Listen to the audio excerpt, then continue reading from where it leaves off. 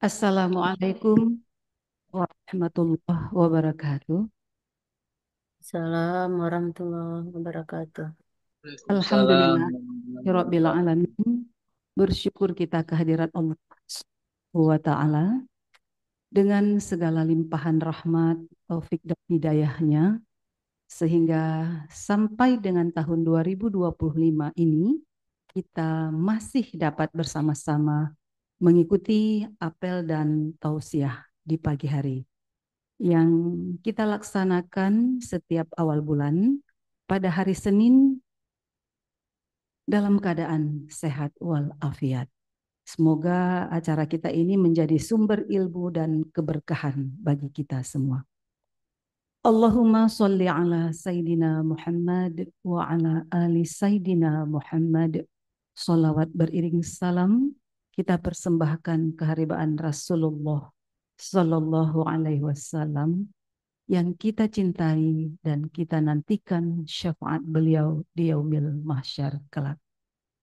Yang terhormat Direktur Politeknik Kesehatan Kementerian Kesehatan Aceh, yang kita hormati bersama Bapak dan Ibu Wakil Direktur, Bapak dan Ibu Kepala Pusat, Kepala Unit, Koordinator, Bapak dan Ibu Ketua Jurusan, Ketua Program Studi, seluruh dosen, dan seluruh staf para pengelola kampus.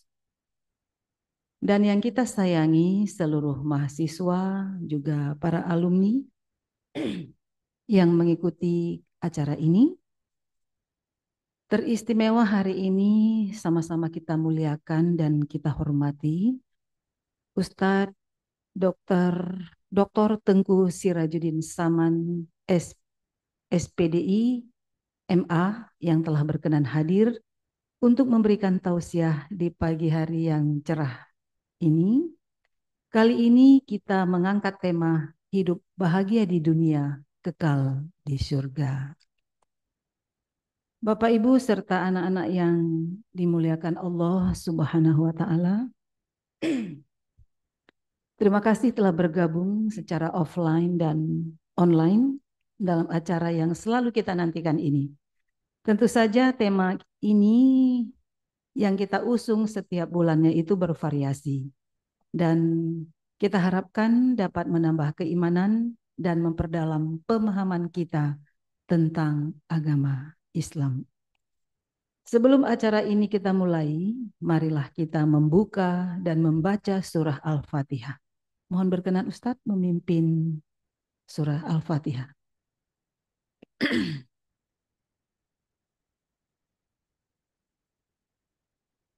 Mari kita membaca surah Al-Fatihah. Semoga Allah Subhanahu wa taala senantiasa selalu meridai kita, meridai kedua orang tua kita, keluarga dan anak-anak kita, dan diberikannya kita kebahagiaan selalu, bahagia di dunia, bahagia di alam kubur, bahagia di alam akhirat, dijauhkan dari berbagai malapetaka dan azabnya, dimasukkan kita dalam syurganya. Ala hadhihi niyyati wa kulli niyyatin salihah. Al-Fatihah. أعوذ بالله من الشيطان الرجيم. بسم الله الرحمن الرحيم. الحمد لله رب العالمين الرحمن الرحيم مالك يوم الدين إياك نعبد وإياك نستعين اهدنا الصراط المستقيم صراط الذين أنعمت عليهم غير المغضوب عليهم ولا الضالين.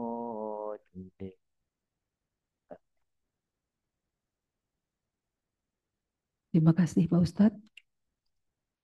Bapak Ibu sekalian, selanjutnya mari kita ikuti sambutan direktur diwakili oleh Wakil Direktur 1. Dengan hormat silakan Bapak Dr. Arifin Ahmad SST MKes. Bismillahirrahmanirrahim. Assalamualaikum warahmatullahi wabarakatuh. Waalaikumsalam warahmatullahi wabarakatuh. Alhamdulillahirabbil alamin. Wassalatu wassalamu ala asrafil anbiya'i wal mursalin wa ala alihi wasahbihi ajmain. Pertama-tama mari sama-sama kita panjatkan puji dan syukur kita kepada Allah Subhanahu wa taala yang mana sampai pagi yang berbahagia ini kepada kita semua diberikan kesehatan, umur yang masih disediakan, kemudian kesempatan sehingga kita bisa menghadiri secara bersama-sama, secara rutin di awal bulan, yaitu tausiah. Kemudian salawat dan salam kepada junjungan kita Nabi besar Muhammad Sallallahu Alaihi Wasallam yang senantiasa tentunya kita akan ikuti sunnah-sunnah beliau sehingga nanti kita bisa mengharapkan syafaatnya nanti di yaumil akhir. Yang kami muliakan dan kami hormati Dr. Tengku Sirajuddin Saman, beliau sebagai Dewan Penasihat Ikatan Sarjana Alumni Daya Loisat Aceh yang telah berhadir di tengah-tengah kita semuanya untuk memberikan sedikit nanti tausiah kepada kita semuanya untuk menerangi hati kita, untuk meningkatkan keimanan kita dan seterusnya. Kemudian yang kami muliakan juga Bapak Ibu semua, baik dosen, staf, dan seluruh mahasiswa yang telah berhadir melalui ruang Zoom. Kami mengharapkan partisipasi kita semua sehingga acara apel tausiah ini bisa menjadi syiar bagi kita semuanya dalam pertama sekali adalah dalam menuntut ilmu ya bagi kita semua. Kemudian juga sebagai nasihat kepada kita sehingga kita semuanya selalu senantiasa berada di jalan yang benar. Pada kesempatan ini Bapak Ibu semuanya, Bapak Direktur kebetulan sedang mengikuti rapat dengan Dirjen Kes, maka diwakilkan kepada saya untuk membuka pada hari yang berbahagia ini. Tema kita pada hari ini tentunya ini yang menjadi cita-cita kita semua sebagai umat manusia di bumi ini, yaitu hidup bahagia di dunia, kemudian kekal di surga. Dan ini tentu menjadi sesuatu yang kita idam-idamkan, kita cita-citakan bersama, dan ini sering kita doakan dalam doa-doa kita, baik dalam sholat maupun doa-doa di event-event yang lain, yaitu Rabbana atina fid dunya hasanah wa fil akhirati hasanah wa qina adzabannar. Artinya kita mengharapkan kita itu di dunia hidup hasanah, kemudian di akhirat juga hasanah, dan kita semua terhindar dari azab api neraka. Artinya kita mengharapkan semuanya bisa memasuki surganya Allah Subhanahu wa taala. Dan bagaimana langkah-langkah nanti untuk mencapai ini semua? Mari kita nanti bersama-sama mendapatkan dari Ustadz kita, yaitu Tengku Sirajuddin Saman.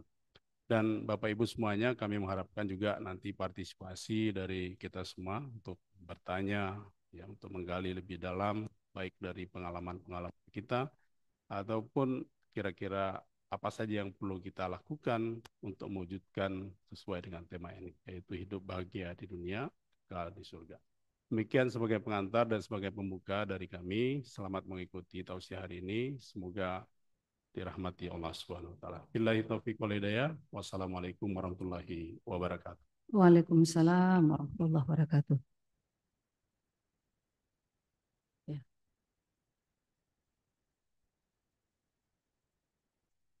Oh, suara kecil. Suara Ustadz lebih besar lagi berarti. Suara kecil nggak kedengaran. Mic siapa yang nggak dengar? Mic saya. Coba cek lagi ya. Baik, terima kasih Bapak Wakil Direktur yang telah memberikan sambutan untuk acara apel dan tausiah pada pagi hari ini. Selanjutnya kita sapa Pak Ustadz yang telah hadir bersama dengan kita pada kesempatan yang berbahagia ini. Bagaimana kabar Pak Ustadz hari ini? Sehat Pak? Sehat. Alhamdulillah. Pada bulan Desember yang lalu kita sudah membahas tentang muhasabah diri Ustadz ya. Jadi sebenarnya kami sudah mengikuti dengan baik teman-teman yang belum sempat mengikuti pada secara online sudah menonton di YouTube Ustadz. Jadi bisa dilihat di YouTube kita Poltekkes Aceh Official. Judulnya Dr. Tengku Sirajuddin Saman SPD IMA mengisi kajian di Poltekkes Kemenkes Aceh. Mudah-mudahan yang sudah dibahas pada bulan yang lalu sudah bisa dipraktekkan Ustadz. Mudah-mudahan. Dan selanjutnya tentu saja hari ini melanjutkan untuk pertemuan kita di bulan Desember yang hari ini bagaimana kita membuat dunia ini dalam genggaman, tetapi kita bahagia di surga. Mudah-mudahan jika ada manusia yang mendapatkan kedua hal ini adalah manusia yang sempurna barangkali Ustadz ya. Kita akan mendengarkan bagaimana langkah-langkah yang harus kita lakukan, apa persyaratan yang harus kita ikuti. Tentu saja Pak Ustadz akan membahasnya pada kesempatan ini. Dengan hormat Bapak Ustadz Dr. Tungku Sirajuddin Saman SPDI MA, kami silakan Ustadz.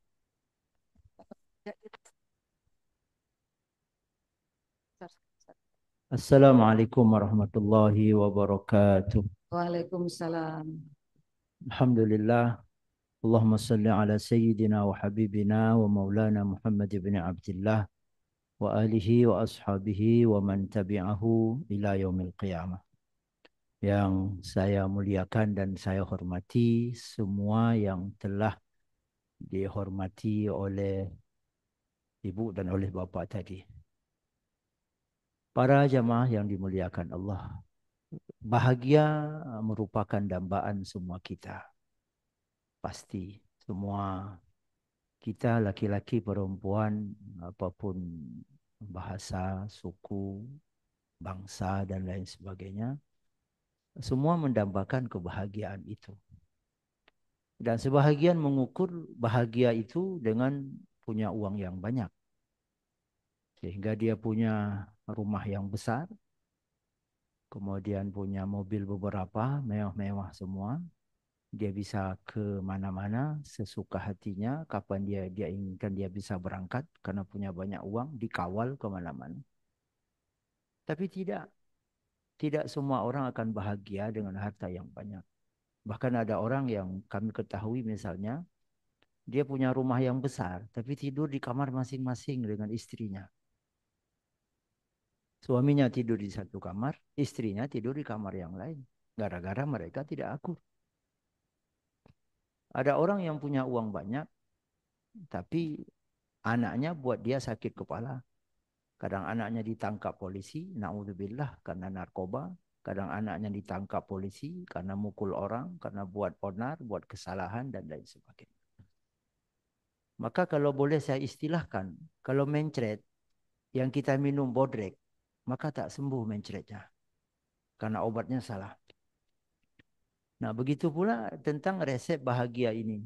Dia ada resep, dia ada konsep, ada rumus. Jadi kalau rumus yang kita gunakan sudah betul, sudah tepat, insya Allah bahagia itu kita dapat. Tapi kalau rumusnya salah, seperti tadi yang sebahagian mengukur, ada sebahagian laki-laki mengukur bahagia itu dengan istri cantik. Tapi banyak kejadian karena istrinya cantik dia bawa lari orang. Ada juga sebahagian perempuan menduga bahwa bahagia itu dengan bersuamikan ganteng. Dapat suami ganteng, dapat suami yang mapan, dapat suami yang penghasilannya lumayan. Tapi tiba-tiba di tengah jalan dia dapat informasi bahwa suaminya selingkuh, tidak setia, dan lain sebagainya. Maka hari ini Bapak Ibu sekalian, dalam waktu lebih kurang 40 menit lagi, kita coba lihat. Itu kan ada tulisan lagi. Mohon maaf Bu, suaranya masih kecil. Ya.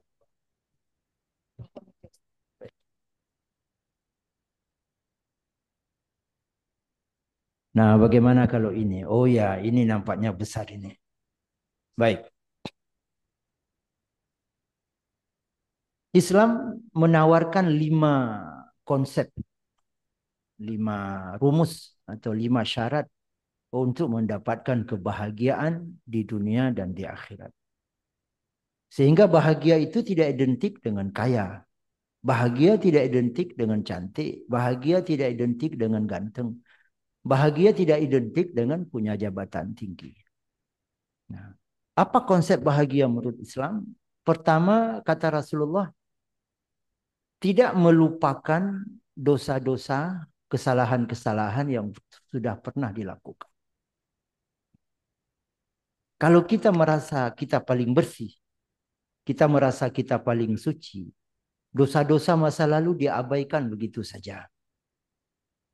Dia sudah pernah berdosa, baik itu kecil maupun besar, dia abaikan begitu saja.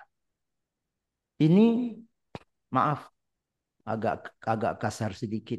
Ini perilaku iblis. Jadi iblis kenapa dilaknat oleh Allah? Salah satu penyebabnya dia lupa bahwa dia telah melanggar Allah. Telah melanggar perintah Allah. Allah perintahkan sujud kepada Adam, dia tidak mau sujud. Tapi dia tidak merasa bahwa dia bersalah. Dia lupakan itu. Padahal Allah sudah keluarkan dia dari surga, sudah tidak di surga, sebelumnya dia di surga, sekarang diusir kalau bahasa kerasnya. Dia tidak merasa bahwa itu satu kesalahan. Maka Bapak Ibu sekalian, kalau kita ingin bahagia disayang Allah, bahagia diridai Allah, jangan pernah melupakan kesalahan-kesalahan yang sudah pernah kita lakukan. Sebab kita adalah makhluk ciptaan Allah. Kita adalah hamba yang dhaif, kita hamba yang lemah. Semua yang kita dapat hari ini itu adalah pemberian Allah. Kalau saya sering memberikan contoh, kalau dalam kampung kita tidak akur dengan kecil, kita bermusuhan dengan kecilnya. Mana mungkin kita dapat apa yang didapatkan oleh orang lain. Bahkan kita mau tanda tangani surat, kita datang, kalau dia tahu kita di luar, dia bersembunyi. Nanti istrinya kasih tahu bapak tak ada. Istrinya kasih tahu bapak sedang di luar, padahal bapaknya ada di rumah. Akibat dia bermusuhan. Nah, begitulah kira-kira yang akan terjadi antara seorang hamba dengan Allah kalau dia merasa dirinya bersih. Dia tidak akan bahagia karena Allah jauh darinya. Kemudian yang kedua, konsep bahagia adalah tidak mengukur-ngukur kebaikan yang sudah pernah dilakukan. Tidak mengungkit-ungkit, tidak mengingat-ingat berbagai amal, berbagai kebaikan yang dilakukan. Hari ini kita bersedekah, hari ini kita puasa, hari ini kita salat duha, hari ini kita baca Quran. Jangan nanti sambil duduk kita ukur. Oh, Allah sudah sayang sekali kepada saya. Allah sudah cinta sekali kepada saya. Pasti saya sudah baca Quran 1 juz, saya sudah sedekah 1 juta, saya sudah puasa bulan ini selama 5 hari, saya baru pulang haji, saya baru pulang dari menderma sekian puluh juta untuk sebuah yayasan yatim dan lain sebagainya. Orang seperti ini, dia tidak akan bahagia. Kenapa? Karena orang yang melakukan kebaikan, belum tentu di kebaikan itu Allah cinta dan sayang kepada kita. Karena itu salah satu yang Allah sembunyikan. Salah satu yang Allah sembunyikan, di mana keridhaannya. Dan boleh jadi Allah ridha kepada kita setelah selesai acara nanti. Ini tertinggal di atas meja. Ada 1 botol yang sudah bersih, yang sudah dianggap sampah, tertinggal di sini. Lalu kita ambil. Mungkin tadi waktu dibersih-bersihkan, ini lupa diambil 1. Lalu kita datang, ambil dengan niat, ini supaya bersih, supaya rapi, saya buang ke tong sampah. Ambil, buang ke tong sampah. Boleh jadi dia masuk surga dengan gara-gara membuang botol ini. Belum tentu dengan salatnya, belum tentu dengan puasanya. Apalagi kalau kita ukur salat kita. Seharusnya salat itu inna salata li dzikri. Sesungguhnya salat itu untuk mengingatku, kata Allah, untuk mengingat Allah. Tapi kita dalam salat ingat semuanya. Kita ingat kunci kereta di mana kita taruh, kita ingat besok lewat mana kita pergi. Mungkin semalam atau tadi waktu salat subuh atau semalam waktu salat isya, mungkin ada di antara kita yang berpikir besok saya mengikuti Zoom-nya di mana ya? Apa di dalam kamar, di halaman rumah, di dapur. Itu dalam salat. Boleh jadi ada pemikiran seperti itu. Maka Bapak Ibu sekalian, setelah salat, rasanya kita wajib istighfar. Bukan salat kita yang salah, tapi cara kita salat yang salah. Kalau saya pribadi, mohon maaf, sudah lama sekali belajar bagaimana cara khusyuk. Tapi sampai sekarang belum pernah khusyuk dalam salat. Saya belajar sudah ke beberapa guru. Saya coba, bahkan mungkin kalau orang melihat, mohon maaf, di takbiratul ihram, nampaknya khusyuk sekali. Allah. Tapi hati kemana-mana. Itulah kelemahan kita. Nah, maka Bapak Ibu sekalian, jangan pernah kebaikan yang sudah kita lakukan, kita ukur-ukur. Apalagi dengan menghitung pahala. Coba bayangkan, balasan haji yang mabrur adalah syurga. Lalu setelah kita pulang haji, kita ukur-ukur. Nampaknya haji saya sudah mabrur. Umrah saya sudah betul, tawaf saya sudah betul, sa'i saya sudah benar. Semuanya sudah bagus. Berarti haji saya sudah mabrur, saya akan masuk surga. Ini bukan orang bahagia, tapi kebalikannya. Itu adalah orang celaka di sisi Allah. Kemudian yang ketiga, resep bahagia adalah tidak mengukur kesuksesannya dengan kesuksesan orang lain. Kalau kita asik mengukur kesuksesan kita dengan kesuksesan orang lain yang jauh di atas kita, maka hati kita tidak akan pernah tentram, Bapak Ibu sekalian. Kita yang berada di jabatan paling bawah, melihat Pak Wakil Direktur, lalu timbul rasa iri di hati. Saya kapan ya bisa jadi seperti beliau? Kenapa saya masih pegawai biasa? Kapan saya bisa jadi wakil direktur? Kapan saya bisa jadi direktur? Kapan saya bisa jadi bupati, jadi wali kota? Tidak pernah tentram, Bapak Ibu sekalian. Tidak pernah tentram. Apalagi yang kita bandingkan itu rumah, itu lebih sengsara lagi. Kita punya rumah mungkin tipe 45 kalau ada tipe 45. Misalnya begitu. Sementara rumah orang tipe 120. Kamarnya sampai 7. Ada kolam renang. Kita bandingkan rumah kita dengan rumah orang itu. Tidak akan bahagia. Hati kita nggak akan tentram. Selalu makan hati. Setiap kita lihat mobilnya, kita lihat rumahnya, kita lihat perhiasan di istrinya, kita lihat kendaraan yang dipakai oleh anak-anaknya, kita lihat makanan yang dimasak di rumahnya. Selalu hati kita sakit. Maka kalau kita ingin bahagia, hiduplah dengan kita. Hiduplah sesuai kita. Hiduplah seperti kita. Apa yang ada di kita. Seperti pesan orang-orang tua kita. Tangui balaku tubuh, tapajuh balaku atra. Ini bagus sekali. Bila perlu kita tulis di satu sudut di rumah kita. Tangui balaku tubuh, tapajuh balaku atra. Tajak balaku linggang, tamu pinggang balaku ijah. Artinya hiduplah sesuai kita. Kalau hari ini kita punya mobil tua yang tahun 90-an. Itulah punya kita. Itulah yang kita miliki hari ini. Disitulah bahagianya kita. Sehingga kangkung yang kita makan, ibarat orang makan kambing guling. Kangkung yang kita makan, ibarat orang lain makan makanan yang paling lezat. Tapi kalau hati tidak bahagia, hati tidak senang, hati tidak tentram. Daging yang kita makan tapi terasa pahit. Kopi yang kita minum, kopi yang paling mahal mungkin, Arabica dan lain sebagainya, kopi yang paling bagus, tapi terasa tidak senang, terasa tidak tenang. Kemudian yang keempat, ini nanti kita ada diskusi. Ya. Kemudian yang keempat, kalau kita ingin bahagia, jangan mengukur ibadah kita dengan orang yang paling malas ibadahnya.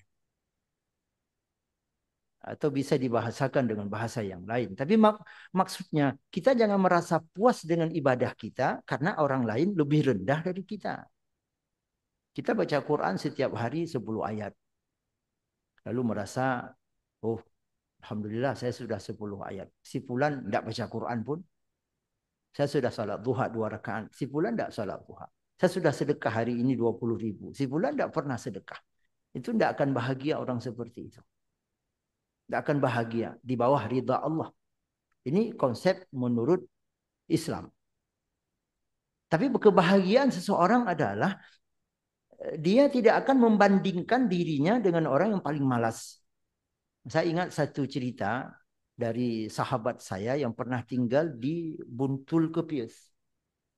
Buntul Kepius itu saya pernah datang ke sana, diundang tausiah. Habis salat zuhur tausiah, itu matahari sedang cerah. Tidak ada mendung, tidak ada awan. Saya pakai jas, pakai sorban. Di atas sorban saya tutup lagi dengan kain supaya hangat, tapi menggigil. Seperti itu dinginnya. Bayangkan ketika malam. Jadi sahabat saya pernah tinggal di situ lebih kurang seminggu. Kata beliau, saya ketika mendengar suara adzan saya menangis. Karena suara adzan itu suaranya sudah berayun-ayun karena yang adzan itu sudah tua sekali. Lalu beliau bangun, datang ke Menasah di situ. Saat itu, mungkin karena dingin sekali, hanya si kakek ini yang ada satu orang di Menasah itu. Sementara beliau, sahabat saya ini mungkin karena mendengar suara yang sudah bergetar-getar, mungkin merasa iba, merasa terpanggil datang. Sampai ke sana beliau menangis. Ya Allah, Bapak yang sudah setua ini masih sanggup salat berjamaah. Kenapa saya masih kuat tak sanggup? Seharusnya orang yang bahagia seperti itu. Ada orang yang lebih rendah ekonominya dari kita. Tapi ada 2 yatim yang beliau tampung. Ada 2 yatim yang beliau biayai. Ada 2 yatim yang beliau fikirkan kehidupan mereka. Di sebuah yayasan. Berapa satu bulan? 500.000. Setiap bulan beliau sumbang 1 juta. Demi keberhasilan si yatim ini. Aduh, kenapa saya yang lebih mampu dari dia tidak bisa? Kenapa saya yang lebih mampu dari dia tidak sanggup berbuat seperti itu? Jadi kalau kita ingin bahagia Bapak Ibu sekalian, makanya Islam mengajarkan, terutama dalam ilmu sufi, sahabat yang harus kita jadikan sahabat karib adalah sahabat yang bisa membawa kita ke surga. Sahabat yang tidak tinggalkan salat duha, sahabat yang tidak pernah tinggalkan baca Quran, sahabat yang selalu mencoba untuk dekat kepada Allah. Kemudian yang terakhir ini yang berhasil kami rangkum. Dan mungkin ini banyak versi. Dan mungkin ada tambahan lagi dari bacaan-bacaan Bapak-bapak dan Ibu-ibu sekalian nanti boleh disampaikan. Yang terakhir dan di sini banyak sekali manusia yang gagal. Konsep terakhir kalau kita ingin bahagia adalah bahagiakan ayah dan ibu terlebih dahulu. Kalau tidak pernah bahagia menurut Allah. Coba bayangkan Bapak Ibu sekalian, kalau boleh saya sebut refleksi, kita coba refleksi sedikit. Ketika kita kecil, ketika kita bayi, semua kebutuhan kita dipenuhi oleh ayah dan ibu kita. Setelah itu kita makin besar, kita sekolah SD, setelah itu di SMP atau yang sederajat, lalu masuk perguruan tinggi. Kalau kebetulan ayah dan ibu kita orang biasa yang ekonomi mereka, ekonomi di bawah standar, ekonomi di bawah rata-rata. Lalu satu saat beliau jual kebun. Jual kebun, dapat uang 90. 10 juta dipakai untuk keperluan, untuk bayar hutang mungkin. Ini coba kita hayati. Kemudian tersisa 80. Malamnya bapak sama ibu bermusyawarah. Kata ayah, Mah, ini kan sisa jual kebun kemarin masih ada 90 juta lagi. Kita rehab rumah ya. Kita ganti gorden, kemudian di belakang kita tambah kamar 1. Ini atap yang sudah bocor-bocor kita ganti. Kita rehab. Insya Allah cukup 80 juta. Atau mungkin bisa cukup 70, 10 juta lagi bisa kita pakai. Apa jawaban ibu? Ide ayah bagus. Tapi anak kita kan sedang kuliah. Kalau nanti dia butuh biaya, sementara uang ini sudah kita habiskan, kita mau ngambil di mana? Bagaimana nasib pendidikan anak kita? Apalagi kalau anak ada 1-2. Bagaimana nasib pendidikan anak-anak kita? Oh, kalau begitu bolehlah. Nggak jadi. Kita simpan aja buat anak. Lalu anak sudah berhasil. Sehingga bangun rumah tidak. Semua orang kepingin pakai mobil. Semua orang kepingin kereta baru. Semua orang ingin ketika lewat di depan toko perhiasan. Maaf kalau ibu-ibu melihat perhiasan yang bagus, pasti kepingin. Tapi ibu kita tidak beli demi keberhasilan kita. Demi pendidikan kita. Tapi kenapa setelah kita berhasil, bukan mereka dulu yang kita bahagiakan. Maaf, kadang ada orang tua yang tidur di kasur kapas yang sudah setipis ini, Bapak Ibu sekalian. Karena sudah usia 40 tahun. Kasur tempat beliau melahirkan kita dulu. Kasur tempat beliau membesarkan kita dulu. Kasur tempat beliau meninabobokkan kita. Sementara kita sudah punya rumah yang besar. Beli spring bed setebal ini. Yang harganya sampai 12 juta, 15 juta. Dan bahkan ada orang-orang tua yang kemarin saya melihat lagi, saya ke Ketapang lewat asrama apa namanya rider mungkin asrama yang di Matai. Jadi di ujung asrama saya melihat beberapa anggota TNI sedang beli rambutan. Yang membuat saya agak sedih, penjual rambutan itu sudah tua sekali. Pakai kereta. Ada rambutan di belakang banyak sekali. Padahal beliau sudah masanya harus istirahat. Sampai saya berpikir, kalau bapak ini punya anak, dia menelantarkan bapaknya seperti ini. Kapan dia bahagia di bawah ridha Allah? Kapan dia mendapatkan kebahagiaan di bawah cinta Allah? Maka Bapak Ibu sekalian, saudara-saudaraku sekalian, jangan lupakan ayah ibu kita. Kalau hari ini kita sudah berhasil di sini, kita bekerja di Poltekkes ini, kita bekerja di sebuah kampus, kita punya penghasilan, sudah punya gaji sampai 5 juta, 6 juta, bahkan di atas itu. Itu dari pengorbanan ayah ibu kita. Itu dari keringat mereka. Itu dari tahan-tahan makan mereka. Tahan-tahan kebutuhan mereka. Jangan hari ini demi anak mereka kita abaikan. Kebutuhan kita menafkahi ayah dan ibu kita. Kewajiban kita wajib peduli kepada ayah dan ibu kita. Itu melebihi dari kewajiban kepedulian kita terhadap keluarga dan anak-anak kita.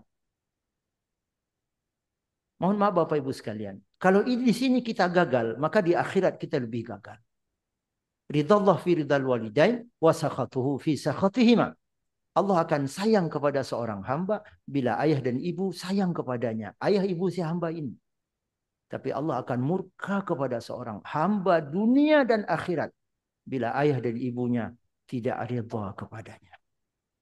Coba bayangkan Bapak Ibu sekalian, kita hari ini kadang punya 6 kereta di rumah. Semuanya baru, semuanya bagus. Tapi ayah kita punya kereta yang sudah tua sekali. Setiap minggu masuk bengkel. Dulu ketika ayah kita punya apapun kita bisa pakai. Ayah kita punya kereta, punya mobil, semua bisa kita pakai. Tapi kenapa hari ini ketika orang tua kita sudah tidak mampu, sudah tua. Bahkan ada yang tidur di emperan toko. Saya benar-benar menangis. Saya datang bangun, sudah tua sekali. Nak, beli nak, beli. Di situ ada pisang, ada langsat, ada rambutan, ada nenas. Nak, beli nak. Sudah tua sekali. Seharusnya beliau sudah istirahat. Maka Bapak Ibu sekalian yang kelima ini seharusnya dia yang pertama. Dia yang nomor 1. Kita tidak sukses. Kita tidak bahagia. Kalau ayah dan ibu kita menderita. Tidak akan. Karena semua kita manusia ini akan mati. Setelah kita mati. Ketika berada di alam kubur. Anak-anak yang hari ini kita berkorban mati-matian untuk mereka. Tak tolong kita. Tidak tolong kita. Keluarga yang hari ini habis-habisan kita bantu. Maka Bapak Ibu sekalian, terutama bagi kita laki-laki, mohon maaf. Tidak ada alasan setelah kita punya istri, kita tinggalkan ayah dan ibu kita. Tidak ada alasan. Saya punya anak, saya punya tanggung jawab, punya istri. Ibu biar kerja sendiri. Ayah kalau mau makan ya kerja, kalau tidak mau makan ya tidak usah kerja. Tidak kerja ya tidak usah makan. Tidak ada alasan seperti itu. Tapi kadang menjadi aneh bagi laki-laki, malamnya istrinya pesan. Bang, nanti waktu pulang bawa pulang martabak telur ya. Ya, kata suaminya. Dia tidak ingat kepada ibunya. Seharusnya ketika istri pesan martabak telur, kalau dia punya anak 2, berarti 4 di rumah, dia istrinya tambah anak 2, 4. Dia seharusnya beli martabak telur 6. 2 antar ke ayah dan ibunya, 4 bawa pulang ke rumah. Ingat tidak Bapak Ibu sekalian? Ketika kita kecil, kalau ibu kita dihadiahkan kue yang lezat oleh sahabatnya, 1 potong, sebesar 3 jari. Kata sahabatnya, ini ada kue 1 ya, untukmu 1. Karena ini kue lezat, kue mahal, jadi tidak banyak-banyak. Apa ibu kita makan? Tidak Bapak Ibu sekalian. Ibu kita tidak makan. Kue yang lezat itu disimpan di bawah tudung saji. Ketika kita pulang main, kata ibu kita, nak, itu ada kue di bawah tudung saji. Makan nak. Enak sekali kue itu. Lalu kita bertanya, ibu sudah makan? Ibu berbohong. Sudah nak, sudah. Ibu sudah makan. Padahal beliau kepingin sekali, tapi tidak makan. Begitu kita makan, mulut kita mengunyah. Mulut beliau seolah-olah juga mengunyah makanan itu. Begitu setianya ibu kita kepada kita. Lalu tegakah kita setelah kita berhasil? Kita buat mereka menderita. Kita makan lezat. Seolah-olah keberhasilan itu karena kepandaian kita, karena kecerdasan kita. Padahal kita berhasil hari ini karena doa mereka, karena pengorbanan mereka. Kalau sekarang kita kuliah, anak-anak sekarang kuliah mungkin lebih enak. Ada beasiswanya. Dulu waktu saya usia sekitar 15 tahun, 20 tahun. Itu tidak sembarang orang bisa kuliah. Tidak sembarang orang bisa dapat titel DRS. Dan orang tua ketika anaknya kuliah, itu pasti menderita di kampung. Jual kebun, jual, semuanya dijual. Maka Bapak Ibu sekalian, kalau kita sudah berhasil membahagiakan ayah dan ibu kita, disitulah baru kita bahagia. Maka jangan anggap kita sukses, walaupun jabatan kita sudah tinggi. Jangan anggap kita sudah sukses, walaupun kita sudah terkenal, sudah dihormati di mana-mana, punya rumah yang besar, tapi ibu dan ayah kita menangis. Jangan biarkan air mata mereka mengalir Bapak Ibu sekalian. Apalagi kalau kita sudah lama, beliau sudah lama tak berkunjung ke kita. Suatu saat setelah 4 tahun tak datang ke kita, sahabatnya datang, bertemu dengan ayah kita, bertemu dengan ibu kita. Lalu dia bilang begini, Hai, sebulan, anakmu sudah sukses ya, anakmu sudah berhasil ya. Sukses gimana? Berhasil bagaimana? Rumahnya besar sekali. 15 kali 18. Luas sekali. Catnya bagus, keramiknya bagus, granitnya bagus. Saya masuk ke semua kamarnya. Tempat tidurnya mahal-mahal semua. Ada kolam renang. Kalau ibu masih tinggal di rumah yang sudah tidak layak dihuninya, hatinya sedih. Ya Allah, kalau dia sudah mampu, kenapa dia tidak renovasi rumahku?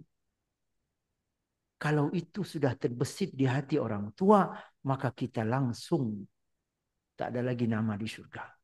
Walaupun kita ahli ibadah Bapak Ibu sekalian. Ingat Alqamah. Alqamah itu ibadahnya luar biasa.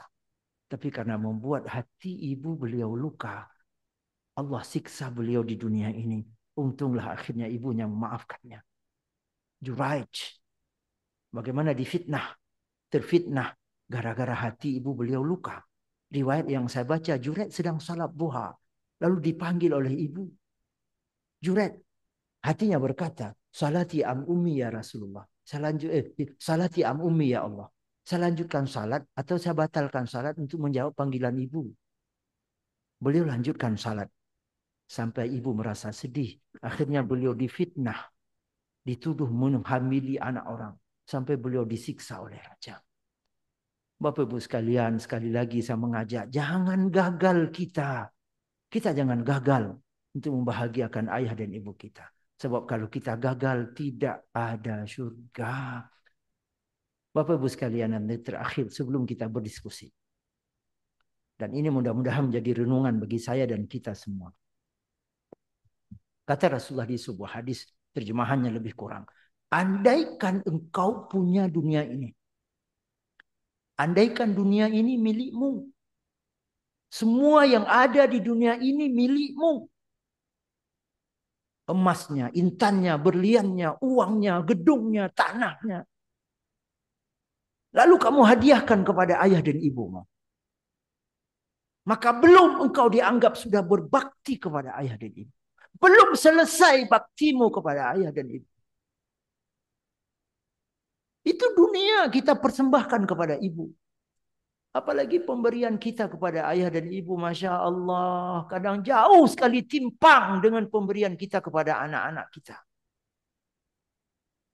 Kalau kita ukur jajan tuh anak kita setiap hari 15.000, 1 bulan 450.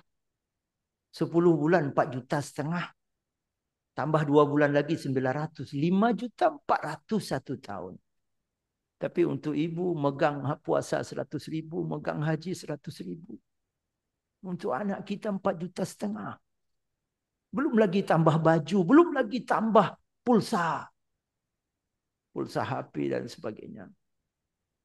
Bapak-Ibu sekalian, orang yang sudah berkorban mati-matian untuk kita, bukan keluarga kita, bukan anak kita, tapi orang yang telah berkorban, berjasa besar untuk kita adalah ayah dan ibu kita. Banyak sekali ayat yang Allah perintahkan. Wa wassaynal insana biwalidayhi ihsana. Itu salah satunya. Kami wajibkan kepada manusia untuk berbuat baik kepada ayah dan ibu mereka. Bapak Ibu sekalian, kalau kita sudah berhasil, ada 5 kita sudah berhasil. Saran saya musyawarah. Duduk bermusyawarah. Bang, ibu kita sudah tua. Dek, kakak. Ayah dan ibu kita sudah tidak layak lagi bekerja. Ayo masing-masing kita 1 juta setiap bulan. Kita punya penghasilan 5 juta. Dulu waktu kita kecil, penghasilan ayah 5 juta, kadang buat kita 4 juta. 1 juta buat mereka. Sekarang kalaupun tidak 4 juta bang, adik, kak, dari 6 juta itu, dari 5 juta itu 1 juta buat ibu dan ayah. Kalau kita ada 5 orang, 5 juta 1 bulan. Insya Allah 1 tahun setengah mereka berangkat umrah. Siapa yang pertama mereka doakan sampai di sana? Insya Allah kita, Bapak Ibu sekalian. Mungkin pernah saya cerita, saya ulang. Ketika saya berangkat haji kemarin, ada seorang orang tua yang minta saya yang sorong. Seorang ibu-ibu yang sudah tua. Tolong nak, sorong saya. Pakai kursi roda, saya sorong. Masuk Masjidil Haram, ketika mau masuk, saya tanya sama beliau, Mama sudah pernah haji? Belum nak. Mama sudah pernah umrah? Belum nak. Ke Tanah Suci baru ini pertama kali. Oh. Begitu masuk Masjidil Haram, saya bimbing beliau, Mak baca doa Allahumma antas salam dan seterusnya. Begitu sudah agak dekat, saya sudah lihat Ka'bah. Saya tanya sama beliau, Mak sudah nampak Ka'bah? Itu Ka'bah di depan kita. Mana nak? Belum nampak karena beliau duduk terhalang dengan orang lain. Ketika sampai di tempat yang agak luas, begitu terlihat Ka'bah sambil menangis, apa doa beliau? Ya Allah, anak-anakku ya Allah. Berikan mereka kemudahan bisa sampai ke sini ya Allah. Mudahkan rezeki mereka ya Allah. Untuk anak doa pertama. Setelah itu baru doa untuk beliau, untuk keluarga. Masya Allah. Orang yang sumurni itu hatinya kita abaikan Bapak Ibu sekalian. Mereka tahan kebutuhan mereka. Kadang mereka tidak dapat apapun. Padahal mereka lelah bekerja siang malam. Tapi dihabiskan oleh kita. Lalu kita abaikan begitu saja. Maka pantaslah Allah murka. Maka Bapak Ibu sekalian, kalau kita ingin bahagia dan kekal di surga, jangan lupakan ayah dan ibu kita. Dan jangan anggap kita sudah sukses kalau mereka menangis. Demikian, dan ini sudah melebihi dari waktu yang diberikan, mohon maaf. Ini sudah 45 menit. Ya, sekali lagi mohon maaf. Untuk sementara kami kembalikan kepada Ibu Protokol. Baik, terima kasih Pak Ustadz.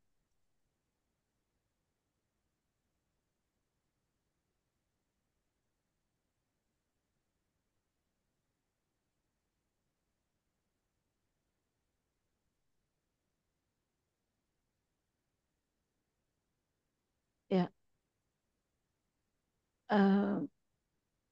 ternyata tidak mudah untuk menjadi manusia yang bahagia di dunia dan mendapatkan surga secara kekal.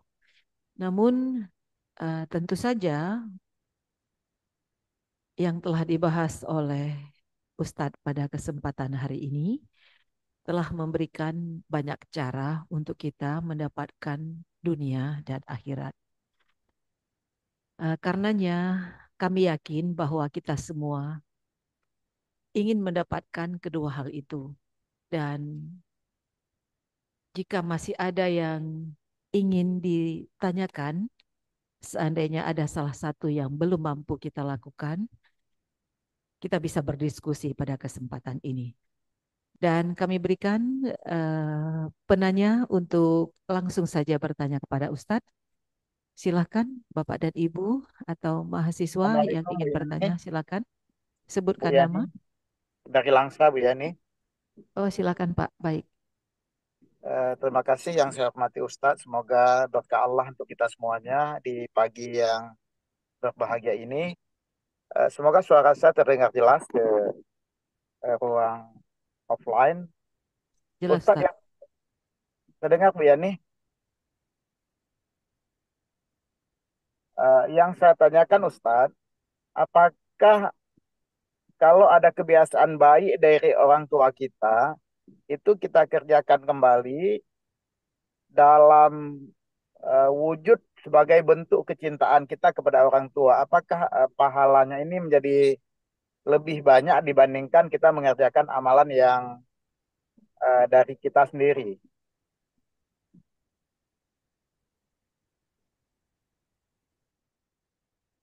Itu saja Pak pertanyaannya.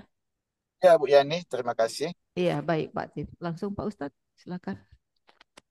Bismillahirrahmanirrahim. Kebaikan yang dilakukan oleh siapapun, apalagi oleh orang tua, ketika ditiru, pelaku pertamanya itu mendapat balasan dari setiap kita lakukan dan setiap orang yang mengikutinya. Sabda Nabi SAW dalam sebuah hadis riwayat Imam Muslim, "Man sanna sunnatan hasanatan, falahu ajruha wa ajru man amila biha." Siapa yang melakukan sesuatu yang baik, lalu diikuti oleh orang lain, maka dia mendapatkan pahala ketika orang lain mengikutinya. Masya Allah Bapak Ibu sekalian, betapa bahagianya orang tua kita ketika kebaikan yang sudah beliau lakukan diikuti oleh kita. Beliau selalu memakmurkan masjid, selalu membantu masjid, selalu datang lebih awal setiap salat berjamaah untuk membersihkan masjid. Lalu beliau sudah berpulang. Kita ikuti, kita lakukan. Bahkan bila perlu, kalau beliau datang setengah jam sebelum salat, kita datang 1 jam sebelum tiba waktu salat.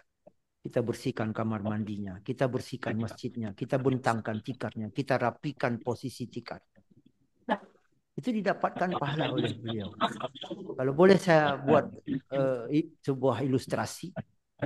Ketika malaikat mengantarkan pahala kepada beliau, beliau bertanya, ini pahala apa? Ini pahala membersihkan masjid. Ini pahala membentangkan tikar di masjid. Ini pahala membersihkan kamar mandi masjid. Ini pahala kapan? Pahala baru saja. Saya kan sudah meninggal 5 tahun yang lalu. Ini dilakukan oleh anakmu. Karena dia mengikuti apa yang engkau lakukan, maka engkau pun mendapatkan pahala dari apa yang dia lakukan. Jadi sangat bagus Bapak Ibu sekalian meniru semua kebaikan yang pernah dilakukan oleh ayah kita, oleh ibu kita, oleh orang tua kita. Mudah-mudahan mereka mendapatkan tambahan pahala dari amal yang kita lakukan. InsyaAllah demikian Bapak. Amin, terima kasih Pak Ustadz. Sama-sama Pak. Baik, terima kasih Pak Tif. Selanjutnya yang di belakang Bapak dan Ibu silakan dilanjutkan pertanyaannya. Di chat belum kirim. Bu Yani, boleh izin bertanya, Bu? Bu Lina Silakan. dari Prodi Langsa. Baik, silakan Bu Lina. Iya, baik izin Pak Ustadz. Saya mau bertanya, seandainya ketika orang tua kita masih hidup, ternyata dia telah disakiti oleh orang lain gitu. Nah, saya nggak ceritakan apa yang terjadi gitu ya.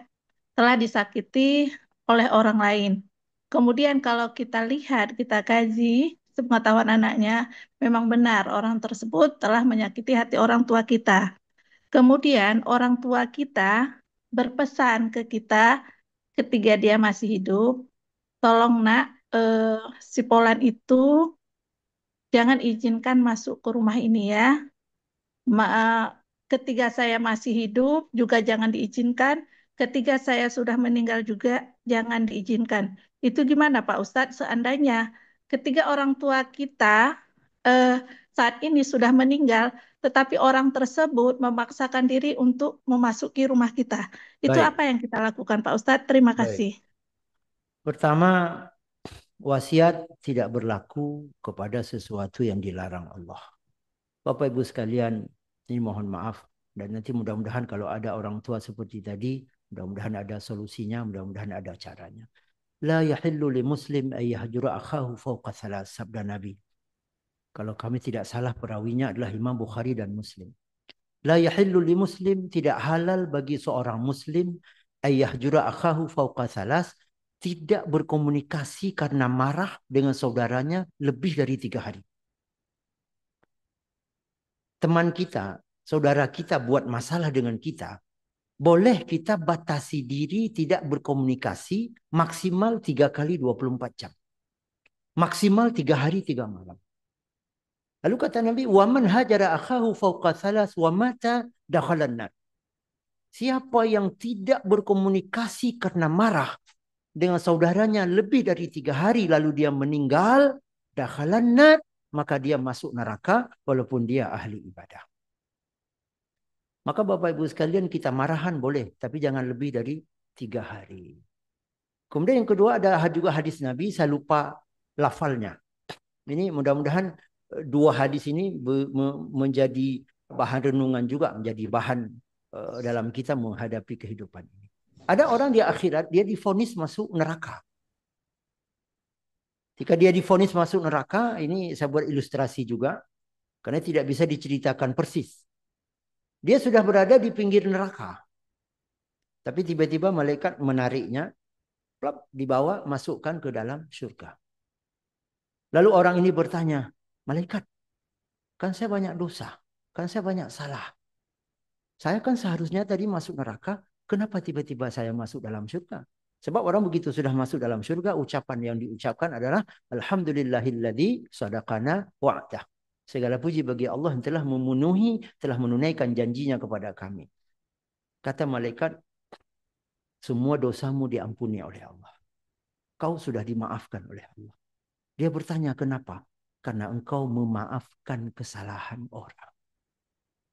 Maka Bapak Ibu sekalian, jangan dendam. Sekarang langsung semua kita berniat dalam hati, ya Allah, semua orang yang pernah berbuat salah kepada saya, semua orang yang pernah buat zalim kepada saya, sudah saya maafkan ya Allah. Tak ada lagi dosa antara saya dan mereka. Kalau itu berhasil kita lakukan. Apalagi kalau yang dendam itu atasan, maaf. Itu bahaya sekali, bawahannya mau naik-naik, dia tidak mau tanda tangan. Ada bahan yang harus ditandatangani olehnya karena dia dendam dengan berbagai alasan. Akhirnya sampai habis masa pensiun naik jabatan bawahan, bro tak akai. Karena dendam. Itu Allah akan marah. Karena kalau mengingat melawan, kita banyak sekali melawan Allah, tapi Allah selalu sayang dan cinta kepada kita. Nah, dan mohon maaf Ibu yang bertanya tadi, Ibu siapa? Ibu Lina. Itu ketika dibalik dari wasiat, itu akan membuat ibu kita bahagia. Ibu berpesan, jangan berkomunikasi lagi dengan orang itu. Putuskan hubungan selamanya dengan orang itu. Bahkan jangan biarkan mereka injakkan kaki di rumahku sampai aku mati. Lalu setelah beliau meninggal, kita balik. Kita berbaik-baik dengan beliau. Kita ajak beliau ke rumah kita. Kita jadi sahabat karib. Itu berfaedah untuk beliau. Itu orang yang sudah tiada. Beliau akan dapatkan imbalan pahala. Karena tidak boleh memutuskan silaturahmi dan tidak boleh berwasiat dengan sesuatu yang menentang daripada aturan Allah Subhanahu wa taala. Ya. Baik, terima kasih Pak Ustadz. Masih ada yang ingin langsung bertanya atau saya baca yang sudah masuk dalam chat kami? Baik, Ada Bu Yani. Oh, masih ada. Kita terima yang langsung dulu. Siapa Pak? Silakan Pak. Pak Bustami dari Melabuh, Bu. Baik, Pak Bu, silakan. Oh, orang kampung saya. Pak, kampung Melabuh, Pak. Di Melabuh depan Masjid Agung, Ustaz. Oh, Masjid Agung. Lu di Arongan, Pak Bu. Baik, silakan. Ya, baik Ustaz. Ini bakti kita kepada orang tua yang sudah tiada, yang sudah meninggal.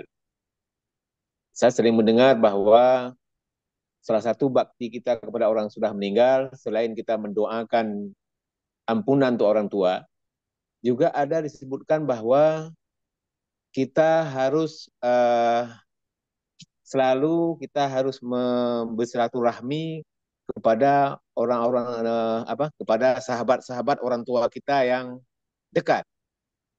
Kemudian yang kedua, berziarah rutin. Saya nggak ngerti bagaimana dikatakan kita harus rutin berziarah ke makam orang tua. Kemudian yang terakhir juga pernah saya dengar, saya nggak paham juga, dikatakan kita juga harus menutup aib dan keburukan orang tua kita pada masa hidup. Baik, Bagaimana penjelasannya Ustaz? Makasih Ustaz. baik. Assalamualaikum warahmatullahi wabarakatuh. Waalaikumsalam warahmatullahi wabarakatuh. Ketika salah seorang badui datang kepada Rasulullah, beliau bertanya, andaikan ayah dan ibu saya sudah tiada, masih wajibkah aku berbuat baik? Masih wajibkah aku berbakti kepada mereka? Ya, kata Rasulullah. Ya, pertama doakan mereka. Doakan lebih kurang kalau bahasa kita, ya Allah, lapangkan kubur ayah saya, ibu saya. Jauhkan mereka dari fitnah kubur, jauhkan mereka dari azab kubur, dan seterusnya. Kemudian yang kedua, memohon keampunan. Rabbighfirli wa liwalidayya warhamhuma kama rabbayani shaghira. Tapi itu juga menjadi masalah kadang sekarang, Pak. Kita banyak sekali lupa. Di mulut kita kadang-kadang nyanyian. Di mulut kita kadang-kadang entah apa yang diucapkan. Doa kepada orang tua dilupakan. Kita perlu tulis juga nanti, mungkin di sudut-sudut rumah kita. Sudahkah engkau berdoa untuk ayah dan ibumu? Kemudian selanjutnya, betul seperti disampaikan tadi, melanjutkan silaturahmi dengan orang-orang sudah terjalin silaturahmi dengan beliau. Kemudian selanjutnya menyayangi sahabat-sahabat mereka. Nah, ini Bapak Ibu sekalian, kalau kita punya kelebihan harta, kalau ada sahabat ibu kita yang hidup, ya katakanlah agak susah, datanglah kita sesekali, tentenglah beras dan telur. Mungkin beras 1 karung, telur 1 lempeng. Datang kasih. Mungkin mereka bertanya, nyopa dari calegnya? Nyopa dari calon pula. Karena biasa orang biri-biri itu dari calon-calon ini itu. Oh bukan, saya anak si Pulin yang meninggal. Oh kamu anaknya, terima kasih. Nah mungkin bulan depan datang lagi. Itu akan sangat bermanfaat kepada atau untuk ayah dan ibu kita yang sudah tiada. Mengenai dengan ziarah kubur, itu sangat tergantung di mana posisi kita. Karena orang yang sudah meninggal itu yang mereka harapkan adalah doa kita. Doa seorang anak. Nah, doa seorang anak, doa seorang ayah ibu untuk anaknya, doa anak untuk orang tuanya, itu tidak ada hijab. Itu langsung kepada Allah Subhanahu wa taala. Karena diceritakan dalam berbagai riwayat, di setiap pintu langit itu ada pemeriksaan, termasuk doa-doa yang dibaca. Tapi doa untuk ayah dan ibu ketika ditanya, itu apa? Itu doa seorang ayah untuk anaknya, bawa saja, tidak diperiksa. Itu doa seorang anak untuk ayah ibunya, tidak diperiksa. Kalau yang lain diperiksa, ikhlas tidak, dia begini dan sebagainya. Banyak sekali syaratnya. Ya, jadi yang dipentingkan adalah doa. Kemudian ketika berziarah, ada satu praktek yang keliru dipraktekkan oleh sebahagian orang. Ziarah ke kuburan ibu, dia bersihkan rumput-rumput yang tumbuh di atas kuburan ibunya. Itu salah, Bapak Ibu sekalian. Kalau kita bersihkan rumput-rumput, tumbuhan-tumbuhan, tanaman-tanaman yang tumbuh di situ, ibarat orang datang ke rumah kita cabut gorden. Nagala, jago rumah dia cabut gorden. Dicabut mendu bilah mendu kupunya. Nah, kenapa? Karena setiap rumput yang tumbuh di situ, pohon-pohon yang tumbuh di situ mendoakan penghuni kuburan itu. Kalau kita ndak umah kasumak dah kabruk dah kutok, ganti dengan bunga. Kuburan kita ganti dengan rumput yang bagus. Rumput Jepang yang rapi. Maka kenapa nagu pula bak nawah, bak ule, bak aki, bak puding kalau di Aceh Barat? Itu bukan tanda di mana kepala, di mana kaki. Sebagian orang tandain ini kepalanya. Bukan tuh tandain di mana kepala, di mana kaki. Boleh di pusarnya boleh. Tidak perlu diukur-ukur. Apalagi ada orang kalau panjang kayunya berarti kuburannya panjang, orangnya panjang, luas kuburnya. Kalau sempit apa namanya? Pohon itu berarti kuburannya sempit. Nah, jadi itu salah satu tujuannya. Sampai kepada batu juga. Bukan tandain di mana kepala, di mana kaki. Supaya batu yang diletakkan di situ juga ikut mendoakan dengan cara mereka sendiri. Maka jak kubu baik kena terapang emak. Empu gelih habis. Sik gelih gudi. Lagi mejanya gelih. Nah, ini tidak tahu kena terapang. Kurang aja. Dia berdoa ke kayak boh. Nah, jadi begitu Bapak Ibu sekalian. Jadi kalau kita dekat, ya tentu hari-hari libur kita ke makam ibu dulu, ke makam ayah dulu. Tapi yang mereka pentingkan adalah doa dan wakaf-wakaf dari kita. Kita wakaf untuk masjid, untuk pesantren, untuk tempat-tempat agama yang pahalanya akan terus mengalir untuk mereka. Ini sudah jam 9 lewat 10 menit. Ini ada pertanyaan. Tadi sudah dijelaskan tentang bagaimana hidup bahagia di dunia dan kekal di akhirat. Kekal di surga maksudnya. Jadi bagaimanakah kita membedakan antara kebahagiaan dan kesenangan? Kalau kita sudah bahagia pasti senang. Tapi orang senang belum tentu bahagia. Mungkin. Ya. Dia senang. Saat itu senang. Dia terhibur dengan dia nonton lawak-lawak yang lucu-lucu. Tapi dia tidak punya makanan. Mana bisa bahagia. Tapi kalau sudah bahagia pasti senang. Ya, maka yang kita cari bukan kesenangan. Sebab setiap kesenangan, mohon maaf, ada laki-laki misalnya ke luar Aceh. Ada tempat tertentu katanya ada wanita-wanita nakal yang harganya murah sekali. Dia mencari kesenangan dengan itu, tapi apakah dia bahagia? Tidak. Tidak bahagia. Apalagi kalau kena penyakit, itu lebih menderita lagi. Kata dokter, ini orang gak kena penyakit sehingga daya tahan tubuhmu habis. Kalau batuk, kau batuk sampai mati. Kalau kau sakit kepala sampai mati. Mana ada bahagia? Maka kalau bahagia sudah pasti senang, tapi orang senang bersenang-senang belum tentu bahagia. Jadi yang kita cari bahagia. Kemudian, Assalamualaikum warahmatullahi wabarakatuh. Waalaikumsalam warahmatullahi wabarakatuh. Saya Pak Joko dari perwakilan Aceh Utara ya. Kebahagiaan hakiki itu apakah yang punya harta banyak atau kelapangan hati yang selalu mensyukuri keadaan kita. Jadi seperti kita singgung di awal, banyak harta itu tidak identik dengan bahagia. Banyak sekali orang yang punya harta, punya rumah besar, tapi jam 6 pagi sudah keluar, pulangnya jam 11 malam. Dia ngopi di luar, makan di luar, semua di luar, tidur kira-kira ketika pulang ketika istri sudah tidur. Cuman apakah orang-orang yang jam 6 pagi di warung kopi pulangnya jam 6 sore tidak bahagia di rumah? Mungkin. Kalau saya tebak 90% begitu. Dia tidak senang di rumah. Kalau dia senang di rumah, dia akan tatap istrinya dengan penuh kesenangan. Dia tidak akan keluar. Keluar kalau perlu. Karena ada yang dia senangi di rumah. Nah, itu kalau saya baca. Tapi mohon maaf bapak-bapak, ibu-ibu yang sering nongkrong di warung.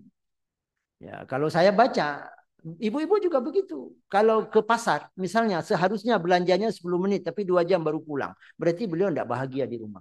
Nantu di rumah, ada 2 trip. Nah, tapi lihatlah Rasulullah. Rasulullah kalau ada rapat di masjid, selesai rapat langsung pulang. Karena beliau bahagia di rumah. Apa ungkapan Rasulullah? Baiti jannati, rumahku adalah surgaku. Maka Bapak Ibu sekalian, kebahagiaan dalam rumah itu secara adat harus dibuat. Harus dibuat. Kalau kita tidak buat, tak akan dapat. Salah satu caranya, mohon maaf, saya bukan menggurui, harus duduk. Bapak dan Ibu saat senang-senangnya harus duduk. Bapak harus tanya sama Ibu. Suami harus tanya sama istri. Dek, ini tolong jawab jujur ya. Ada enggak kira-kira sikap atau cara abang yang tidak adik senangi? Sampaikan dengan jujur. Oh, saya tidak senang abang cepat sekali marah. Sedikit-sedikit marah, sedikit-sedikit tersinggung, sedikit-sedikit banting pintu. Saya capek bang di rumah. Oh ya, kalau begitu saya akan ubah. Lalu istri bertanya, bang, ada enggak dari saya, dari adik yang abang tidak senang? Ada satu. Itu sambil canda-canda, jangan terlalu serius. Ada satu. Apa? Tadi kalau abang panggil enggak segera datang. Abang ingin begitu dipanggil, kalau bisa seperti robot. Depok, sudah datang ke samping. Misalnya begitu. Diselesaikan, dilakukan. Nah, maka Aisyah yang terpaut jauh usia dengan Rasulullah, jauh sekali. Ada satu riwayat usia 6 tahun. Ada riwayat mengatakan 12. Rasulullah usia 53 kalau saya tidak salah saat menikah dengan Aisyah. Berapa jauh terpaut.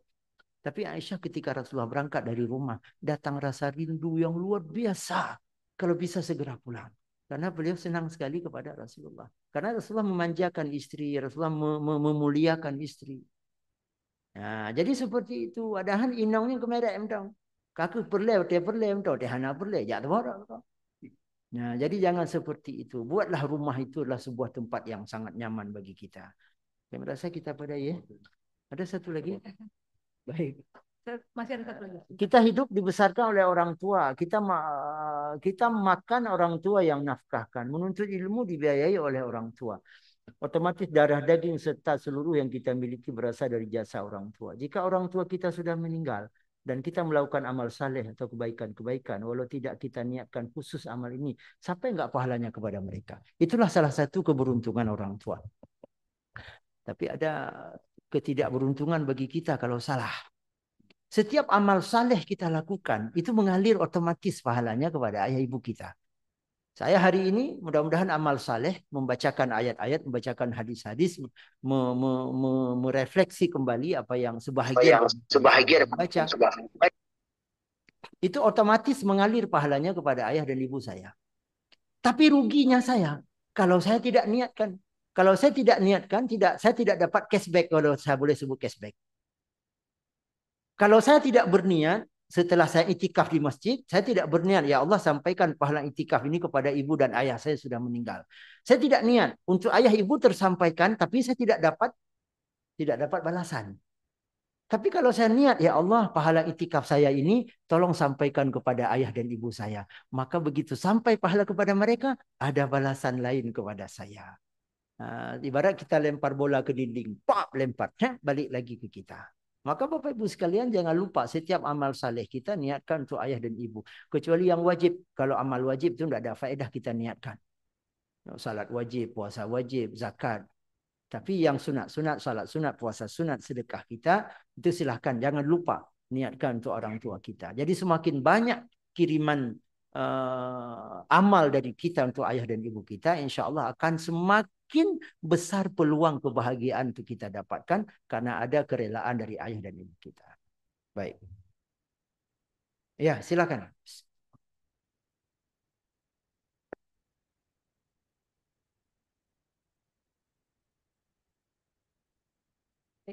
Assalamualaikum warahmatullahi wabarakatuh. Waalaikumsalam warahmatullahi wabarakatuh. Yang saya hormati Ustadz Sirajuddin beserta Pak Wadil dan Ibu moderator. Yang jadi pertanyaan saya Ustadz tadi tentang marahnya kita sama orang ya Ustadz ya. 3 hari katanya nggak boleh lebih ya Ustadz. Begini Ustadz, jika ada orang marah ke kita sudah bertahun Ustadz, sudah bertahun, namun kita tidak menganggap marah juga. Cuman orang itu kalau ketemu dengan kita, dia buang muka ke kita, begitu Ustadz. Tapi kita tidak ambil peduli Ustadz. Ya sudah, begitu Ustadz ya. Baik. Cuman pertanyaan saya, apakah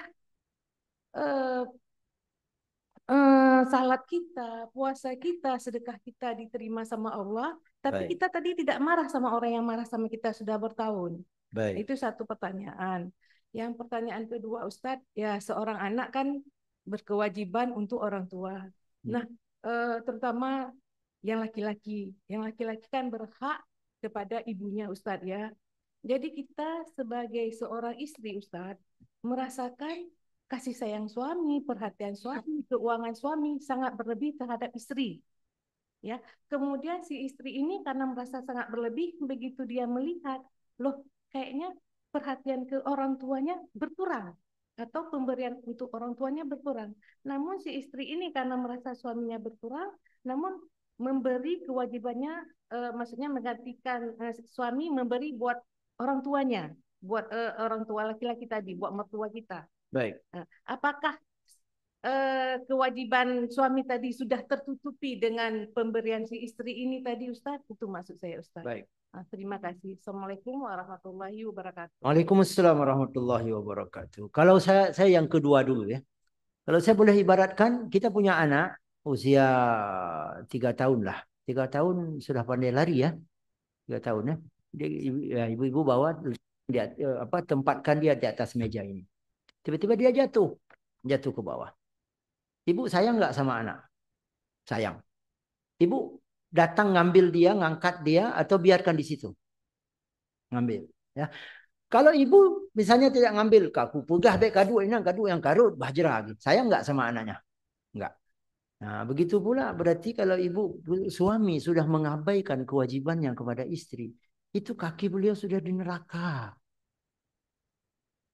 Pasti. Ketika seseorang mengabaikan kewajibannya kepada ayah dan ibu, itu pasti neraka. Maka kalau ibu sayang, kalau istrinya sayang, tarik suami, bang. Mohon maaf bang, abang jangan lupa kepada ibu. Saya tidak pernah berkorban untuk sekolahkan abang dulu. Yang tahan-tahan makan dulu waktu abang sekolah bukan saya. Yang tidak bangun rumah saat abang sekolah, mohon maaf bang, bukan saya, tapi ibu. Abang jangan lupakan ibu. Perhatian abang ke saya bahagia sekali dapat suami yang luar biasa seperti abang. Tapi saya nggak nyaman bang kalau ibu dibiarkan seperti itu. Jadi otomatis suami tercerahkan dan sayang suami kepada ibu bertambah 1000%. Oh dia sayang sekali kepada ibu saya. Dia mau berarti kepada ibu saya. Tambahlah sayangnya kepada kita. Nah, maka itulah tadi yang salah satu bahagian daripada bahagia dunia dan akhirat. Jadi begitu caranya Ibu. Jangan ditutupi. Jangan di belakang-belakang uang jatah kita kasih. Jangan. Harus arahkan suami kepada arah yang baik. Sebab mungkin sekarang banyak sekali suami-suami yang salah jalan. Dia berpikir begitu punya istri dan anak, itu kewajibannya semuanya tercurahkan kepada anak. Habis-habisan. Orang tuanya dia tidak mau berhabis-habisan. Dan yang paling saya takuti, hadis Nabi SAW, kullu dzunub, setiap dosa, saya baca terjemahannya saja, Allah tunda azabnya sampai di akhirat nanti. Illa uquqal walidain, kecuali durhaka kepada ayah dan ibu. Fa yu'adzibuhu, maka Allah segerakan azabnya ketika di dunia. Itu yang paling kita takutkan. Cuma azabnya dalam bentuk apa? Allah alam. Boleh jadi, boleh jadi. Tapi na'udzubillah, na'udzubillah. Ada orang tua yang hari ini dibuat sakit kepala oleh anaknya. Sebentar-sebentar ditangkap polisi, sebentar-sebentar buat masalah. Boleh jadi dia terazab seperti itu karena dia kecewakan ayah dan ibu. Ada orang yang ditipu orang. Menghabiskan sampai ratusan juta. Boleh jadi karena dia abaikan ayah dan ibu. Banyak siksaannya, banyak azabnya. Nah, maka sekali lagi kalau cerita ayah dan ibu dia tak akan pernah berakhir. Saya melihat langsung, mengalami langsung. Misalnya pengorbanan ibunda saya. Tapi kalau saya cerita habis tidak bisa cerita saya. Pasti saya terisak-isak. Jadi singkat ceritanya saya pulang. Kebetulan saya saat itu almarhum ayahanda saya masih biasa. Ya, rumah kami dindingnya papan. Pondasinya semen, tapi setelah itu dindingnya papan. Tidak ada listrik pada saat itu, sehingga tidak ada kulkas. Di rumah lain sudah ada listrik, rumah kami belum. Sehingga ada makanan kami simpan dalam sebuah tong. Di saya pulang, saya tanya Mama, Mak, saya belum makan di pesantren. Ada lauk? Ada. Dalam gerobok, bahasa Aceh gerobok. Lalu saya buka, saya lihat dalam kuali, bukan kuali, dalam belangong Indonesia. Dalam belanga tanah. Ada ikan 2. Saya makan 1. Setelah itu saya berangkat ke teman-teman main-main. Begitu pulang, sore saya makan, ikan itu masih ada. Lauk lain tak ada. Berarti ibunda saya makan siang tadi pakai garam. Itu setianya seorang ibu kepada anak. Jadi habis ceritanya. Dan mohon maaf bagi ibu-ibu yang jadi istri, baik yang hadir di sini atau yang via Zoom, jangan jadikan diri sebagai penghalang suami berbakti kepada ayah dan ibu. Tapi tanyalah selalu. Ketika suami bawa pulang baju baru, tanya, "Nyu ke mana ni belau? Bawa mukena baru sampai 800.000. Ke mana ni belau?" Jangan timpangnya jauh. Beli mukena untuk istri 1.200.000. Mukena untuk ibu 70.000 saja. Katuha kepala gadat. Masya Allah. Seharusnya orang sudah tua lah perlu cantik. Karena beliau sudah tua. Menyodra mentong muda ada barang kepun esok. Ada umput pakai lagak cip. Ya, buat dekat Tuhan lah perlu belagak. Uman, saya sudah lupa yang pertama. Apa yang pertama tadi? Sedikit saja. Oh, orang lain marahan kepada kita. Ya, tapi intinya biasanya orang begini, saya tidak marah, saya tidak dendam. Biasanya ketika bilang tidak marah, itulah dia sedang marah. Jika bilang saya tidak dendam, itulah dia biasanya orang yang dendam. Tapi intinya begini, walaupun beliau palingkan muka dari kita, kita tetap tegur. Itu sebagai tanda. Ketika orang bertanya, kamu kenapa tidak mau bertegur sapa dengan dia? Itu karena dia tidak mau tegur saya bukan marah, cuma nggak enak saja. Itulah marah berarti. Nah, berarti ketika beliau tidak mau negur kita tetap tegur. Bu, Tidak apa-apa. Lewat besok tegur lagi. Yang penting tugas kita tegur. Insya Allah begitu, Ibu.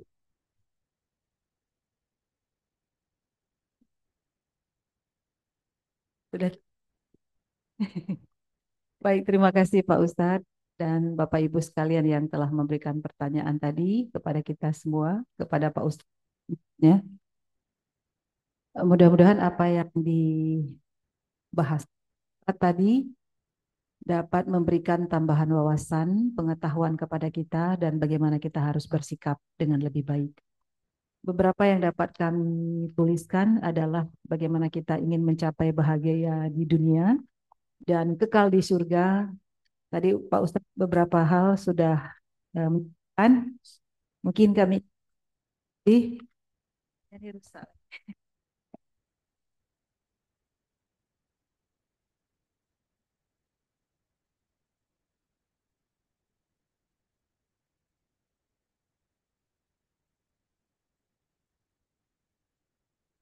Satu-satu. Jika ingin bahagia di dunia, yang pertama kita jangan melupakan kesalahan masa lalu. Jadi terus diingat untuk tidak melakukan kesalahan yang sama. Kemudian jangan pernah mengungkit kebaikan yang telah kita lakukan. Mestinya kita sembunyikan.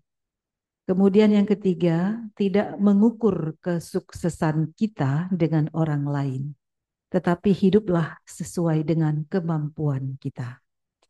Yang keempat tadi disampaikan oleh Pak Ustadz, jangan mengukur ibadah kita dengan orang lain yang lebih rendah ibadahnya dari kita. Kemudian yang nomor 5, bahagiakan ayah dan ibu terlebih dahulu dibandingkan diri kita dan keluarga kita. Jadi utamakan ayah dan ibu kita bahagia terlebih dahulu, baru keluarga kita.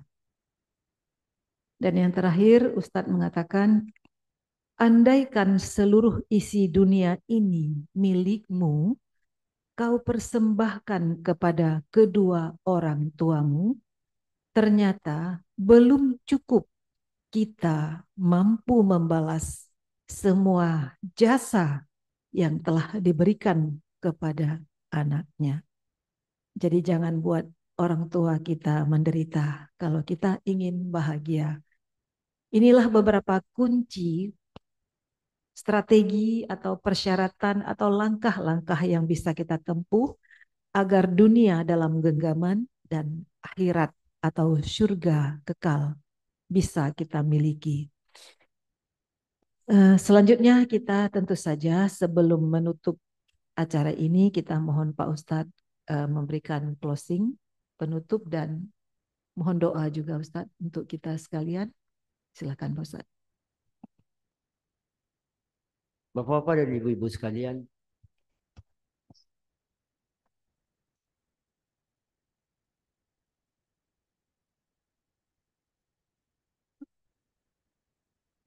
mengingat mati merupakan motivator yang sangat penting untuk menggerakkan kita untuk menjadi baik. Kalau kita tidak ingat mati,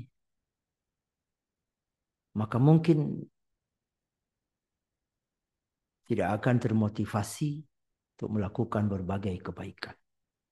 Kita melihat yatim, kita tidak akan berpikir kalau anak kita yatim, ditelantarkan oleh orang lain, bagaimana sedihnya kita. Tapi kalau kita ingat mati, maka begitu melihat yatim, apalagi itu yatim dari saudara kita, yatim dari abang kita, yatim dari adik kita, yatim dari paman kita. Kita akan berpikir, kalau besok saya meninggal, anak saya juga yatim. Kalau anak saya ditelantarkan oleh saudara-saudara saya, tentu saya merasa sedih. Begitu juga yatim ini. Kalau saya terlantarkan, kalau saya biarkan dia menderita, maka tentu adik saya yang sudah meninggal, abang saya, paman saya juga merasa sedih. Maka Bapak Ibu sekalian, jangan anggap kita hidup selamanya di dunia ini. Anggaplah kita akan mati dan kita butuh amal. Ketika kita mati, yang kita bawa adalah amal. Amal kebaikan atau amal dosa. Mudah-mudahan Allah Subhanahu wa taala selalu menjaga iman kita, kita selalu menjadi hamba-Nya yang baik. A'udzubillahi minasyaitonirrajim. Bismillahirrahmanirrahim. Alhamdulillahi rabbil alamin hamdan yuwafi ni'amahu wa yukafi'u mazidah. Ya Rabbana lakal hamdu kama yanbaghi li jalali wajhikal karim wa 'azimi sultanik. Allahumma salli ala sayyidina wa habibina wa maulana Muhammad wa ala alihi wa ashabihi ajma'in. اللهم اغفر لنا ذنوبنا ولوالدينا وارحمهم كما ربونا صغارا ولجدنا ولجدتنا ولأساتذتنا ولإخواننا وأخواتنا ولأزواجنا جميع المسلمين والمسلمات والمؤمنين والمؤمنات برحمتك يا أرحم الراحمين. Ya Allah, ya Tuhan kami, ampunilah semua dosa kami ya Allah. Ampuni dosa ibu dan ayah kami. Ampuni dosa keluarga dan anak-anak kami ya Allah. Semua dosa kecil dan bahkan semua dosa besar ya Allah. Semua dosa yang kami lakukan terang-terangan dan juga dosa yang kami lakukan sembunyi-sembunyi. Ya Allah ya Tuhan kami, hidayah yang sudah Engkau berikan kepada kami, mohon kiranya tidak Kau cabut lagi ya Allah. Berikanlah kami selalu hidayah. Berikan kedua orang tua kami hidayah. Berikan keluarga dan anak-anak kami petunjuk-Mu ya Allah. Agar lahir dan batin kami berkenan untuk tunduk dan patuh kepada semua perintah-Mu ya Allah. Ya Allah ya Tuhan kami, mohon tanamkan rasa cinta dan sayang kami kepada ibu dan ayah kami ya Allah. Jangan jadikan kami anak-anak yang melupakan ibu dan ayah kami. Ya Allah, jangan tutup hati kami ya Allah. Jangan sampai keberhasilan kami hari ini, setelah kami berhasil, kami lupa kepada ibu dan ayah kami ya Allah. Ya Allah, bukalah pintu hati kami agar selalu bisa menatap bahwa sangat lelah ayah kami, sangat lelah ibu kami, sangat menderita ibu dan ayah kami ketika membesarkan kami ya Allah. Ya Allah, bukalah alam pikiran kami ya Allah, agar selalu menatap bagaimana besar cinta sayangnya ibu dan ayah kami kepada kami. Bahkan mereka rela mengorbankan kepentingan mereka demi keberhasilan kami. Bahkan mereka rela tidak bangun rumah, tidak beli perhiasan, tidak beli kendaraan, tidak beli sesuatu yang mereka senangkan demi memenuhi kebutuhan kami. Ya Allah, bukalah mata hati kami ya Allah, agar kami menatap bahwa ayah kami bekerja siang malam, yang kadang beliau tidak mengeluh. Bahkan dalam keadaan sakit pun kadang mereka bekerja demi kami ya Allah. Yang bahkan kadang mereka bekerja, ayah kami mengerjakan sesuatu yang tidak pantas untuk kerjakan, yang sangat berat untuk beliau kerjakan. Ketika malam kami sudah tidur, tapi kadang ayah masih di luar mencari nafkah untuk kami. Di pagi hari, ketika kami bangun, ayah sudah berangkat ke tempat kerja. Ya Allah, jangan tutup hati kami ya Allah. Ya Allah ya Tuhan kami, bukalah pintu hati kami agar kami yakin bahwa Engkau tidak akan ridha kepada kami bila ayah dan ibu kami kecewa kepada kami. Ya Allah, bukalah pintu hati kami ya Allah, agar kami menyadari bahwa tidak ada surga bagi kami kalau ibu dan ayah kami tidak rela kepada kami. Ya Allah, berikan kami kesempatan untuk kami bertaubat ya Allah.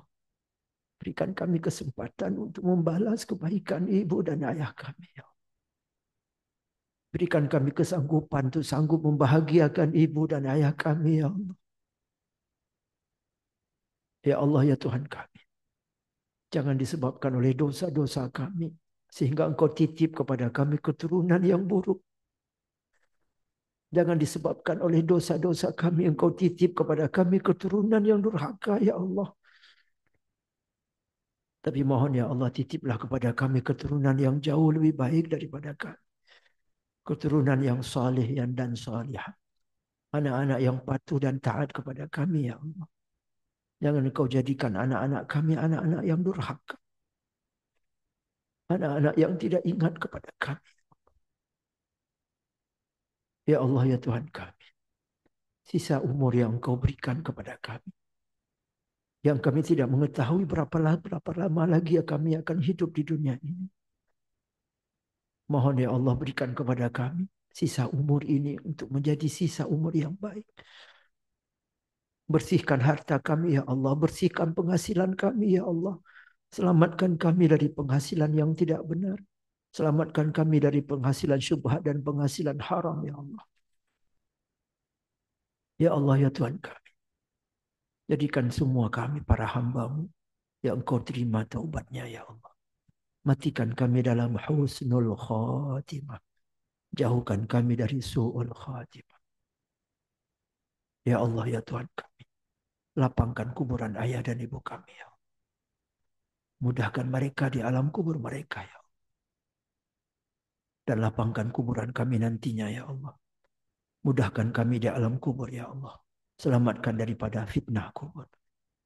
Ketika bangkit di akhirat. Bantulah kami ya Allah. Bimbinglah kami sampai kami masuk ke dalam syurga-Mu. Ya Allah ya Tuhan kami. Bantulah saudara-saudara kami yang sedang berjuang di Palestina ya Allah. Bantulah saudara-saudara kami yang sedang berjuang di jalur Gaza ya Allah. Bantulah kami umat Islam dan seluruh umat Islam yang ada dimanapun di belahan bumi ini ya Allah. Ya Allah ya Tuhan kami. Masjid Aqsa ya Allah. Yang hari ini dalam cengkeraman Yahudi. Kembalikan ya Allah dalam kepemilikan umat Islam ya Allah. Hancurkan musuh-musuh Islam ya Allah. Rabbana atina fid dunya hasanah wa fil akhirati hasanah wa qina adzabannar. Sallallahu wasallam ala sayyidina wa habibina wa maulana Muhammad wa ala alihi wa sahbihi ajma'in. Walhamdulillahi rabbil alamin. Lebih dan kurang kami mohon maaf. Wassalamualaikum warahmatullahi wabarakatuh. Wabarakatuh. Demikian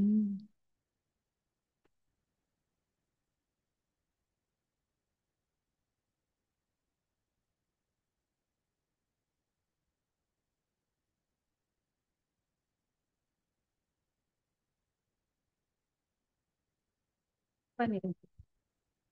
Demikianlah tausiah dan apel pagi pada hari ini. Semoga menjadi renungan dan iktibar dalam hidup kita agar menjadi manusia yang lebih baik untuk selamanya. Insya Allah di bulan depan, jika tidak ada halangan, kita akan berjumpa dengan Delisa, sosok anak yang selamat dari korban gempa dan tsunami, tinggal sendiri dan akhirnya diamputasi kakinya. Insya Allah bulan depan akan bersama dengan kita di dalam ruangan ini. Terima kasih atas perhatian Bapak dan Ibu sekalian. Mohon maaf atas segala kekurangan. Insya Allah berjumpa kembali. Wassalamualaikum warahmatullahi wabarakatuh. Waalaikumsalam warahmatullahi wabarakatuh.